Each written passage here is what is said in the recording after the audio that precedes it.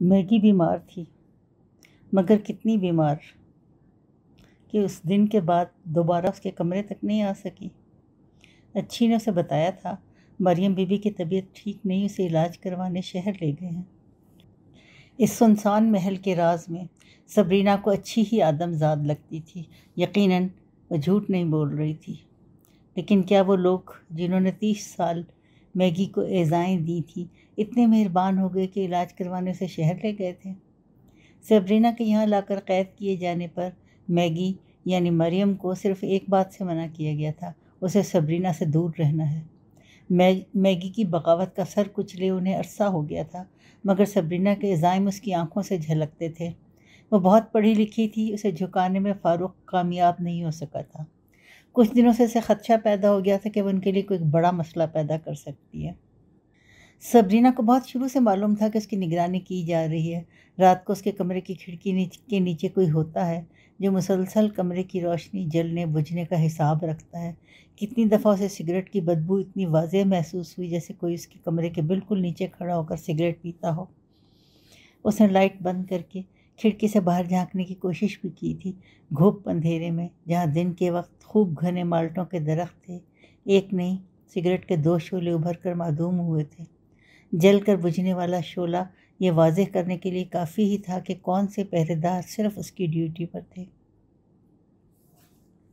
गर्मी की इस मुख्तसर रात में अपने घरों का आराम छोड़कर वो इस मालिक की वफ़ादारी का दम भर रहे थे जिसकी ज़मीन से उनके अधकच्चे मकानों में साल का गंदम उतरता था। क्या उनके कोई घर वाले नहीं हैं?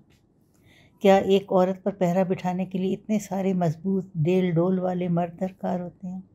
क्या उनमें से किसी एक का भी कुछ बिगाड़ कर कहीं जा सकती है? क्या वो कभी यहाँ से भाग सकती है? आज तक सबरीना अपने साथ हुई ज़्यादती को अपने बाप की नाफरमानी की सज़ा समझती आई थी, लेकिन अब नहीं। मैगी से मुलाकात ने उसे जितना शश्तर किया था, इतना ही उसकी पूरी सार गुमशुदगी उसे खौफज़दा कर रही थी। उसने हिसाब लगाया, मैगी को देखे उसे 2 हफ्ते होने वाले हैं। वो उसकी कहानी के हर हिस्से पर, हर पहलू से गौर न कर रही होती तो अब तो भी उससे एक बार तो और मिलना चाहती थी। सुनसान दोपहर में चिलचिलाती धूप समेटते आम के दरख्तों के नीचे घास लंबी हो रही थी। ब्लेड जैसी नुकीली घास से भाप की तरह बुलंद होती हब्स और खामोशी की आवाज़ कान के पर्दे फाड़ने के लिए काफ़ी थी।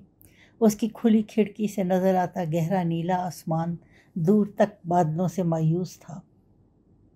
वो मैगी का रास्ता देखते देखते थकने लगी थी कि अच्छी की लाई हुई खबर ने उसे बिल्कुल ही दिल बर्दाश्त कर दिया। मरियम बीबी इतनी बीमार थी कि डॉक्टरों ने जवाब दे दिया था।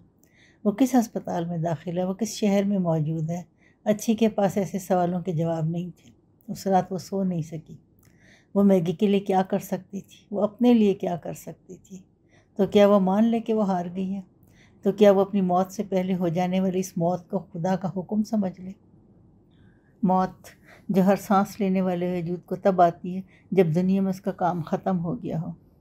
तो क्या इस महल में रहने वाले इसके पैदा करने वाले से पहले इसकी ज़िंदगी ख़त्म कर सकते हैं? शायद हाँ, शायद नहीं। Next chapter. अगले दिन बहुत ही गैर मुतवक्को तौर पे फ़ारूक आ गया। न सिर्फ घर आया बल्कि कमरे में भी आया।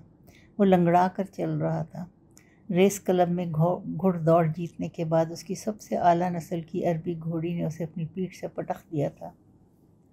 फ़ारूक मुंह के बल गिरा था। उसके घुटने और कोहनियाँ बुरी तरह छिल गई थीं। सबरीना को हैरत इस पर नहीं हुई कि घोड़ी से गिरने वाला फ़ारूक था। उसे हैरत इस पर हुई कि फ़ारूक ने उसे सारी कहानी सुना कैसे दी। शायद चोटें इंसान को इंसान के साथ इंसानों की तरह पेश आना सिखा देती हैं, आर्जी तौर पर सही। अब वो इस कहानी के बदले उससे न जाने किस चीज़ की तवक्को कर रहा था। फ़ारूक बहुत दिन बाद उस दिन उस कमरे में जिस सबरीना से मिला, वो वही लड़की थी जिसके गिर्द उसने पाकिस्तान आने से पहले परवानों की तरह तवाफ़ किया था। हमदर्द और दिल को छूने वाली मुस्कुराहट से दमकती सबरीना गैब्रिएल की आंखों में सितारे थे। वही सितारे, वही नरमी, वही मेहरबान आँखें जिन्होंने कभी एडिनबरा में उसे अचानक फ़ैसला करने पर मजबूर किया था। जब उसे लगा कि उसकी विनिंग ट्रॉफ़ी को जीते बगैर वहाँ से चला आया तो सारी ज़िंदगी नुकसान में रहेगा। आज वो अपनी महकती लटें कानों के पीछे अड़से फ़िक्रमंदी से मुस्कुराती एसी की ठंडी गुदगुदाती हवा के नीचे उसके बाजू पर झुकी थी। उसकी ज़ख्मी कोहनी पर चढ़ी मोटी पट्टी की तह पर मोहब्बत से अपना हाथ फेर रही थी। फ़ारूक को एडिनबरा के क्रिकेट ग्राउंड का वो मंज़र याद आया जब उसे पहली बार मिली थी और ड्रॉप हो जाने वाले कैच के पीछे घुटना छिलवाने वाले फील्डर से पूछ रही थी, तुम्हें कहीं चोट तो नहीं आई? उस रात सोने से पहले फ़ारूक ने अरसे के बाद सबरीना के लिए अपने दिल में पशेमानी की एक ज़बरदस्त लहर उठती महसूस की। क्या कर दिया था उसने इस ज़बरदस्त लड़की के साथ?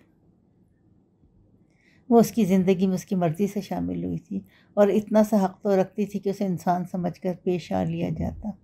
शायद इस तरह उससे कभी कभी अपनी बात मनवाना आसान हो।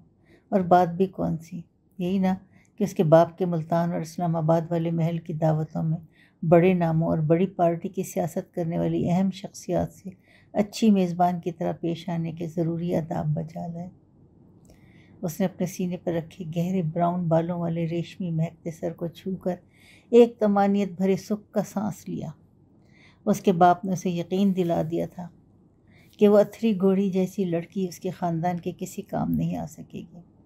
लेकिन गहरी नींद में जाते उसके दिमाग में एक ख्याल समा चुका था, वो सबरीना को अपने साथ इस्लामाबाद ले जाएगा। ख्वाब में उसने खुद को सबरीना के साथ एक फूलों भरे रास्ते पर हाथों में हाथ डाले चलते हुए पाया, जहाँ दरख्तों के पत्ते डूबते सूरज की गहरी लाल रोशनी में सुर्ख रूह नज़र आ रहे थे। सबरीना हंस रही थी। फूलों भरा जंगल उसकी नुक्कड़ी हंसी से मुस्कुरा रहा था। अगली सुबह उसके तमाम नेक इरादों को मलिया मेट करती हुई आई थी। वो गुस्से से पागल हो उठा था। सबरीना गब्रिएल उसके महल की आसमान तक बुलंद दीवारों के बीच कहीं मादूम हो गई थी।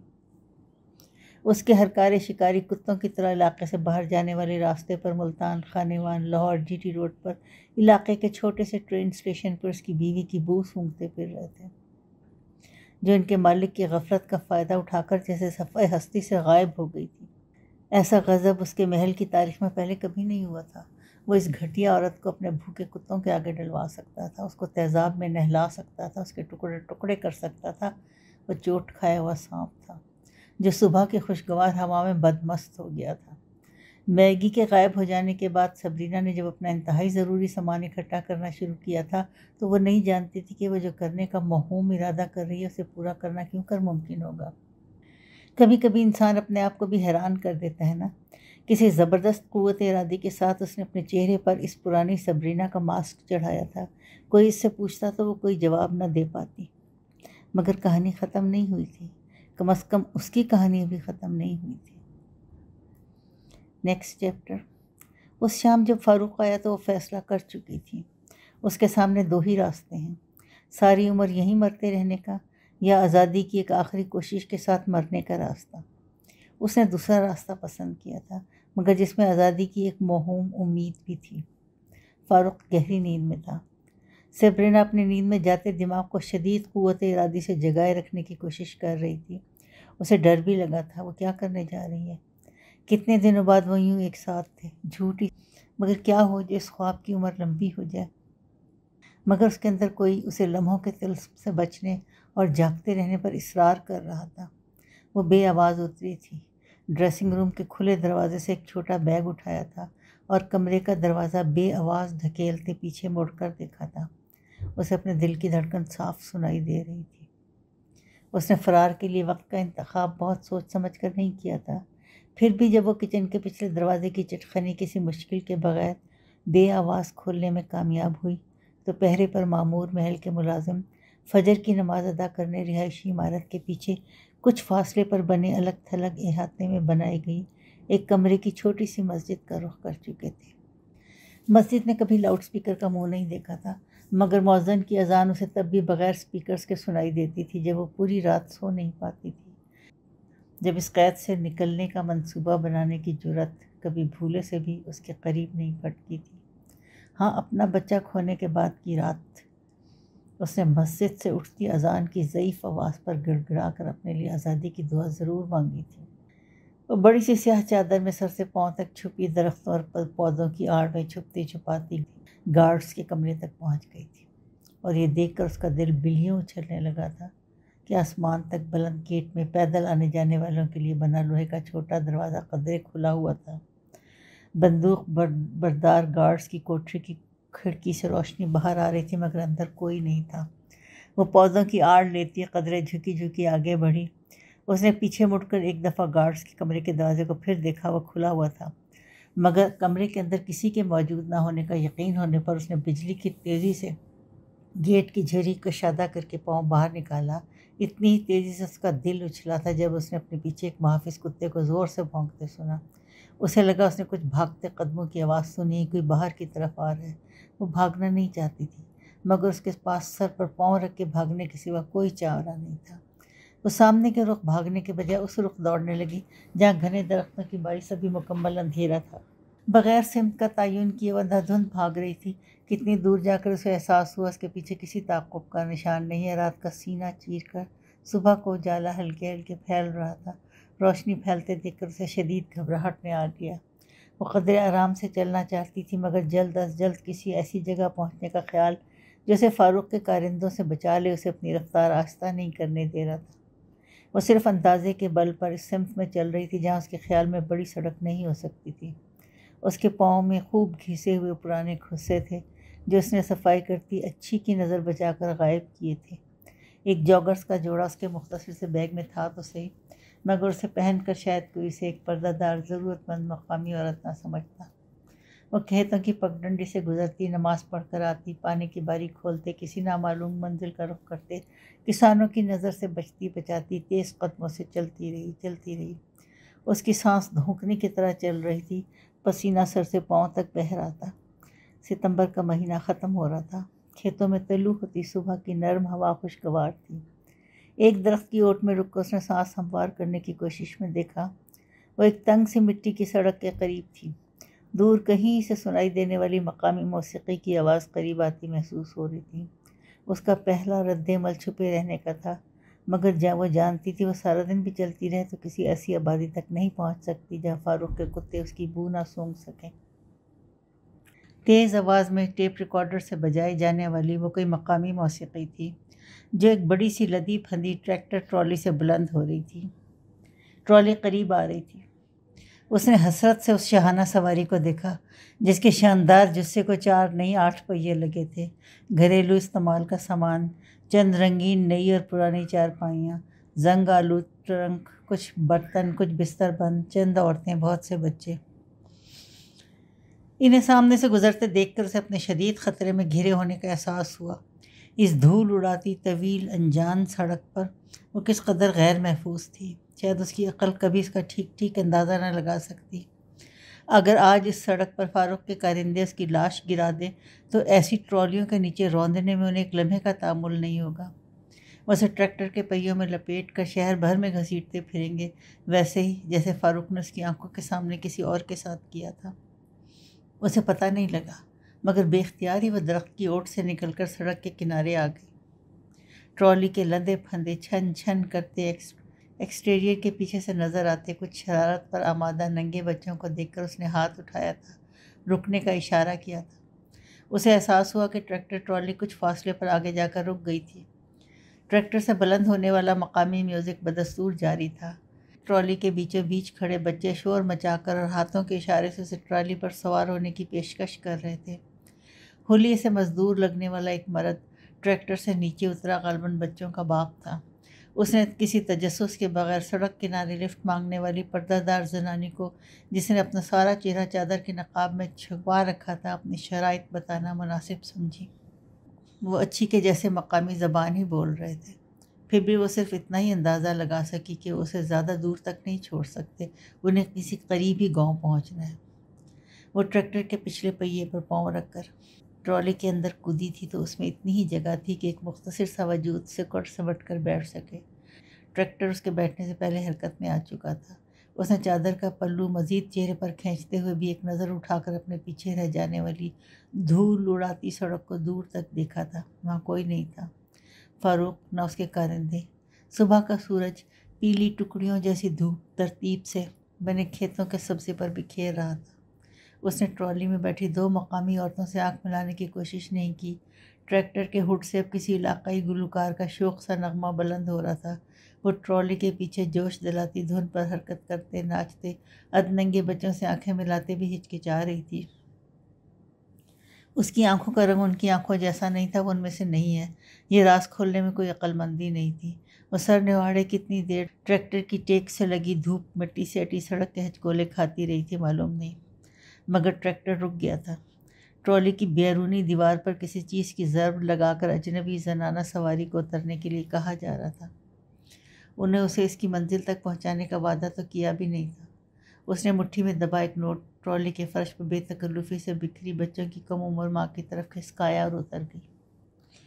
उसके उतरते ही ट्रैक्टर दोबारा चल पड़ा था और उससे वही मकामी धुन बुलंद हो रही थी जो यहाँ तक आते आते पता नहीं कितनी बार बजाई गई थी। वह ज़बान और अल्फाज समझने से कासिर थी, मगर मेलोडी की मानूसियत का लुत्फ़ ले सकती थी। ज़िंदगी को अगरचे उसका ऐसे मानूस रास्तों पर चलना पसंद नहीं आया, मगर कितनी हैरत की बात थी कि उसने नामालूम के खौफ से अपने अंदर इसी ज़िंदान में वापसी की ख्वाहिश सर उठाती महसूस की, जिससे फ़रार का रास्ता उसने आज ही अपनी जान पर खेल कर तलाश किया था। Next chapter. वो किसी छोटे से कस्बे का बस अड्डा था। काली खजूरों और जाते मौसम के पीले आमों की बहार दिखाती इक्का दुक्का रेड़ियों पर मक्खियों की दावतें आम जारी थी। पार रिसाले बेचने वाले रास्ते में सस्ताने को रुकती बसों के शीशों के पास आवाज़ लगा रहे थे। गालबन आज कोई बड़ा वाक़या हुआ था। अगर नहीं भी हुआ तो आज एक कमज़ोर लड़की अपने देवज़ादे के मुंह पर थूक कर आज़ादी की ख्वाहिश में अंधाधुंध घर से भागी थी। अभी सुबह के 10 नहीं बजे थे, लेकिन तेज़ सूरज की रोशनी उसकी आंखों को खीरा किए दे रही थी। उसे याद नहीं था उसने आखिरी बार कब इतनी देर इतनी रोशनी को करीब से देखा था। बस अड्डे के किनारे बने छोटे से होटल पर चाय दम होने की खुशबू फैली हुई थी। होटल के बाहर 2 बच्चे अपने से बड़े साइज़ के देगचे लिए उनके पेंदे मांझ रहे थे। होटल के बाहर कस्टम्स के लिए बिछी बेंचों के पास पानी का ताज़ा छिड़काव किया गया था। एक नज़र में इर्द गिर्द का जायज़ा लेने पर उसे अंदाज़ा लगाने में दिक्कत नहीं हुई कि दुनिया के इस हिस्से में किसी अकेली औरत का किसी बस अड्डे पर किसी भी वक्त तन्हा मौजूद होना कोई मामूल की बात नहीं है। उसे लगा अड्डे पर मौजूद हर जी रूह जानता है कि वह फ़ारूक के घर से भाग निकलने वाली वही बीवी है जिसे पकड़कर कुत्तों के आगे डालना इंसानियत को अपना फ़र्ज़ ऐन समझना चाहिए। वह भूख प्यास से बेनियाज किसी भी आती जाती बस में सवार हो सकती थी, मगर बसों की विंड स्क्रीन पर उर्दू में लिखे मंजिल की तख्तियाँ पढ़ना भी उसके बस की बात नहीं थी। फिर भी वह जिस मुसाफिर ख़ानदान की 2 बुर्क़ापोश औरतों के पीछे अड्डे से निकलने वाली अगली बस में सवार हुई थी, उसे लाहौर जाना था। ये सबरीना ने इस ख़ानदान के वाहिद मर्द के मुँह से 3 बार लाहौर सुनकर अंदाज़ा लगाया। उसकी मंजिल इस्लामाबाद होनी चाहिए थी। उसे बरतानवी हाई कमीशन से मदद तलब करनी थी, लेकिन इतना अंदाज़ा लगाना फ़ारूक के लिए ज़रा मुश्किल ना होता कि वो निकल भागने में कामयाब हुई तो सबसे पहले कहाँ का रुख करेगी। फ़िलहाल उसका फ़ारूक के शहर से दूर जाना ज़रूरी था। उसके पास रकम महदूद थी और कितनी अजीब बात है कि जब से वो इस मुल्क में आई थी उसने यहाँ की करेंसी कभी हाथ में पकड़ कर नहीं देखी थी। फिर भी फ़रार का मौहूम खाका अपने जहन में वाज़ेह होता देखकर उसने अपने अलमारी में लटके फ़ारूक के कपड़ों की तलाशी ली थी। उसकी जेब से कुछ नोट निकले थे जो बहुत ज़्यादा नहीं थे। और कितनी अजीब बात है कि पैसा अहम ना हो तब भी पैसे की अहमियत से इनकार नहीं किया जा सकता। बस के किराए के पैसे देकर चंद ही नोट बाकी बचे थे। उसने देखा उसकी मुट्ठी में दबे चुरमुराए हुए नोट पर 1 का हिंसा और 2 ज़ीरो लगे थे।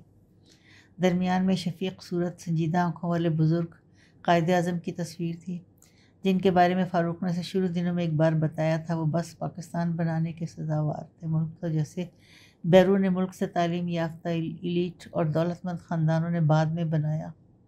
उसने अपने साथ तकरीबन जुड़ कर बैठी बार बार सीधे हाथ को बुलंद करती, चेहरा ऊपर करके दोनों आँखों की पुतलियों में कोई आई ड्रॉप्स टपकाती, पसीने में तरबतर बुज़ुर्ग खातून के दोनों हाथों की ओट से नज़र आते हरे भरे पाकिस्तान को देखा, जिसके किस हिस्से में उसे जान की अमान मिलेगी ये भी तय होना बाकी था। Next chapter. वो लाहौर उतर तो गई थी, लेकिन इंसानों के हजूम और फर्राटे भरती वैगनों से अटे बदामी बाग के बस अड्डे से इधर तेज़ी से नीचे जाता सूरज इसके सामने खौफ से भरे कई सवाल पैदा कर रहा था। वो यहाँ तक पहुँच सकेगी या नहीं। आज सुबह मुँह अंधेरे फ़ारूक को सोता पाकर फ़रार की राह इख्तियार करते करते इसने एक बार भी नहीं सोचा था, लेकिन अब तेज़ रफ्तार वैगनों और बसों की छतों पर बैठी मुलाजमत पेशा सवारियों को अपने अपने नवाही शहरों की तरफ रवाना होते देखकर उसे पहली दफ़ा एहसास हुआ था कि दिन की रोशनी को रात में बदलने वक्त नहीं लगेगा। क्या वो सड़क किनारे खड़े खड़े सारी रात गुजार सकती है? उसे याद नहीं उसने आखिरी बार खाना कब खाया था, कल रात या कैद कल सुबह। आखिर इंसान कितने घंटे भूखा रह सकता है? क्या जान का खौफ इंसान को कई दिन भूखा रहने और ज़िंदा रहने की ताकत देता है? गर्मी और हब से भरा लाहौर, जिसमें चेहरे पर खींची स्याह चादर पसीज कर मुंह के साथ चिपकी जा रही थी। शायद वो अभी मज़ीद सोचने में कुछ वक्त ज़ाया करती, मगर उसके सामने सवारियां उतारता रिक्शे वाला काली चादर वाली जनाना सवारी की तरफ मुंह करके चिल्लाया ना होता, Fatima Jinnah, Temple Road, Mozang Road, British Council. जितनी देर में रिक्शा वाला किसी और जनाना सवारी को घेर कर मंजिल पर पहुंचाने का लालच देता, वो रिक्शा में बैठ चुकी थी। इस शहर में कोई ब्रिटिश कौंसल भी होगा, वो बिल्कुल आगाह नहीं थी। लेकिन अगर कोई ऐसा अदारा है तो उसे वहाँ ज़रूर मदद मिल सकती है। मगर बादामी बाग से ब्रिटिश कौंसल पहुँचने के रास्ते में उसने जितने भी इरादे किए थे, उन पर रिक्शे वाले को उसकी मुँह मांगी अदायगी करते के साथ ही ओस पड़ गई। सुरख ईंटों और सुरमई सीमेंट से बनी इमारत के मेन गेट को एक चौकस असला बरदार गार्ड ने बाहर से ताला लगा रखा था। वो पैदल आने जाने वालों के लिए बने छोटे गेट को भी अपने आहनी इरादों से रोके खड़ा था। सबरीना की मेहनत से बोली गई उर्दू, ज़बरदस्त इंग्लिश और ख़स्ता हालत में सिक्योरिटी गार्ड को कायल करने के लिए काफ़ी नहीं थी। उसका कौंसल की किसी ज़िम्मेदार शख्सियत से मिलना कितना ज़रूरी है। वो दफ्तर का टाइम ख़त्म होने के बाद किसी को अंदर जाने की इजाज़त नहीं दे सकता था। उसे यही हुक्म था। उसे भूख, प्यास और गर्मी से चक्कर आ रहे थे। ब्रिटिश कौंसल की मेन लाइब्रेरी बंद हो चुकी थी। वहाँ काम करने वाले मालूम नहीं कहाँ थे, मगर वो आहिस्ता कदमों से पैदल चलकर बाहर निकलती सीधी मांग, गहरी रंगत और सूती शलवार कमीज़ वाली खातून थी, जिन्होंने सबरीना और गार्ड के दरमियान जारी बेनतीजा बहस का नोटिस लिया था। उन्होंने सबरीना के करीब आकर इंग्लिश में मशवरा दिया था, बीबी तुम अब पीर को आना, ब्रिटिश कौंसल इतवार को बंद रहती है। सबरीना का दिल डूब गया। उसके फरिश्तों को भी याद नहीं था कि काम की जगहों के औकात कार और आराम के दिन मखसूस होते हैं। अगर एक बार भी उसने महज़िब दुनिया के काम के दिनों पर गौर किया होता तो ऐसी फाश गलती कभी होती। और अब क्या करे वो? खातून ने माथे तक खींची चादर को एक हाथ से मजबूती से दबोचे खड़ी, चेहरे का मुकम्मल पर्दा किए लड़की की बेतहाशा थकी हुई सुनहरी और सब्ज़ आँखों को शदीद मायूसी से दो चार होते देखा। क्या उसकी पलकों के पीछे नज़र आने वाली पुतलियाँ इतनी ही खौफज़दा थीं जितनी मिस विक्टोरिया डेविड को उस रोज़ महसूस हुई? शायद इन्होंने इस पर बाद में कभी कोई गौर किया हो, लेकिन उस रोज़ का सबसे नाकाबिल फरामोश वाक़या ये था कि ग्रे बालों के नन्हे से जूड़े वाली मिस विक्टोरिया ने उस शाम सबरीना, गैब्रियल, फ़ारूक, फ़िरोज़ ख़ान को सख्त मुसीबत की मारी इंसान जानकर अपनी छत के नीचे पनाह देने की पेशकश कर दी थी। Next chapter. 31 दिसंबर 1990। कभी कभी हम अपने खुदा से कितने मायूस हो जाते हैं ना। सबरीना ने कोई 28 करोड़ मरतबा की सोची हुई बात एक बार फिर ध्यान से सोचने की कोशिश की। सर्दी कितनी बढ़ गई है, तुम इतने हल्के स्वेटर में बैठी हो सबरीना। उन्होंने कदीम आतिशदान की तरफ रुख किए बैठी खुद से उलझती लड़की से कहा, जो निहायत तवज्जो से ऊंची छत वाले कदीम हॉस्टल के ठंडे यख कमरे को गर्म रखने में नाकाम हीटर की सुर्खी पर गौर कर रही थी। उसने उनकी सर्जिश सुनी और रुख मोड़ लिया। बस यही महीना है सख्त सर्दी का। उन्होंने से मुतवज्जो देखकर तेज़ी से ऊन सिलाइयाँ चलाते कहा, इतनी सख्त धुंध पहले कभी होती तो नहीं यहाँ। सबरीना ने खिड़की के शीशों के बाहर नज़र डाली। लाहौर सफ़ेद धुंध की बुक्कल मारे खामोशी की दबीस तह में लिपटा खिड़की के शीशों के बाहर बिखरा हुआ था। अच्छा, वो मुस्कुरा दी। पता नहीं ऐसी कितनी तवील कोहरे भरी उदास छुट्टियाँ उन्होंने इसी आतिशदान के सामने स्वेटर बुन बुन कर गुजारी थी। वो किसके लिए बुनती थी और क्यों? उनका कोई रिश्तेदार तो यहाँ था ही नहीं, या शायद हो भी। वो कॉलेज मेस की इंचार्ज थी। तालीमी इदारों के हॉस्टल्स की ज़िम्मेदारी ज़िंदगी भर निभाते रहने से शख्सियत में जो सख्त सा डिसिप्लिन आ जाता है, उसने उन्हें हॉस्टल में रहने वाली स्टूडेंट्स के लिए खासा नापसंदीदा बना रखा था। स्टूडेंट से कुछ बातचीत बढ़ी तो सबरीना को पता चला वो उन्हें सिंड्रेला कहा करती थी। अरे, उसने ध्यान से उन्हें देखा। गहरी रंगत, छोटा सा कद, मुख्तसर सा ग्रे बालों का जूड़ा, जिसे वो अक्सर किसी खुफिया कार्रवाई से स्याह बना लिया करती थी। सूती शलवार, दुपट्टा और कभी कभी हल्के रंगों की कलफ लगी सूती साड़ियाँ जो वो कॉलेज फंक्शन में पहना करती थी। उनमें और सिंड्रेला में क्या कदर मुश्तरक थी भला। सिंड्रेला तो शायद वो थी जो 12 का गजर बजने से पहले अपने मसनूई परिस्तान छोड़कर देवज़ादे की क़ैद से फ़रार होने में कामयाब हुई थी। उसे कहाँ कहाँ और कैसे कैसे नहीं तलाश किया गया होगा, सबरीना के लिए अंदाज़ा लगाना मुश्किल नहीं था।